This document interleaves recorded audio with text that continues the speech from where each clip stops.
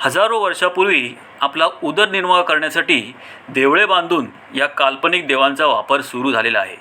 परंतु ज्याप्रमाणे एखादा व्यावसायिक आपले उत्पन्नाचे स्रोत वाढवण्यासाठी वेगवेगळे उद्योग करत असतो, त्याचप्रमाणे त्या काळी लोकांच्या घरापर्यंत पोचण्यासाठी याच काल्पनिक देवांपैकी एक देव सत्यनारायण याचा वापर त्या धूर्त माणसांनी आपल्या उदरनिर्वाहासाठी सुरू केला. छत्रपती शिवाजी महाराजांच्या काळापर्यंत या अशा पूजेचे कोणतेही पुरावे आपल्याला मिळत नाहीत. संशोधनातूनही हे सिद्ध झालेले आहे आणि हा प्रकार अलीकडील 200 वर्षातील काळात जास्त वाढीला लागलेला आहे. या धूर्त लोकांनी बहुजन वर्गातील लोकांच्या मनात देवाबद्दल भीती किंवा श्रद्धा निर्माण होण्यासाठी निरनिराळ्या देवांची पोथी, पुराणे, ओव्या, काव्य लिहिली आहेत. याच अनुषंगाने सत्यनारायणाची कथा ही आपल्या हिंदू धर्मग्रंथातील स्कंद पुराणाच्या रेवाखंडात आली आहे. या कथेचे 5 अध्याय आहेत. विज्ञानाअभावी देवबोळा झालेला, मानसिक गुलाम झालेला समाज त्या कथांना प्रमाण मानून आपण सुखी व्हावे म्हणून संकटसमयी त्या संकटातून बाहेर पडण्यासाठी किंवा कोणत्याही शुभ प्रसंगी आपल्या घरामध्ये सत्यनारायणाची पूजा करू लागला आहे.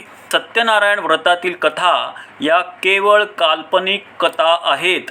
ज्याप्रमाणे काल्पनिक देव आहेत त्याचप्रमाणे या काल्पनिक कथा रचण्यात आल्या आहेत. या 5ही अध्यायातील काल्पनिक कथेवरून हे स्पष्ट होते की या धूर्त लोकांनी पहिला सत्यनारायण देवाचे उदात्तीकरण केले, नंतर त्याच्याच तोंडून स्वतःचे पूजन करण्यास सांगितले व जर पूजा नाही केली तर व प्रसाद ग्रहण नाही केला तर त्याची अवकृपा होऊन लोकांना संकटांना तोंड द्यावे लागते ही भीती निर्माण केली व त्याच्या पूजनाकडे दुर्लक्ष केले किंवा कोणतेही शुभ कार्यप्रसंगी सत्यनारायणाची पूजा नाही केली तरीही सत्यनारायण देव शाप देतो असे लोकांवर बिंबवण्यात आले.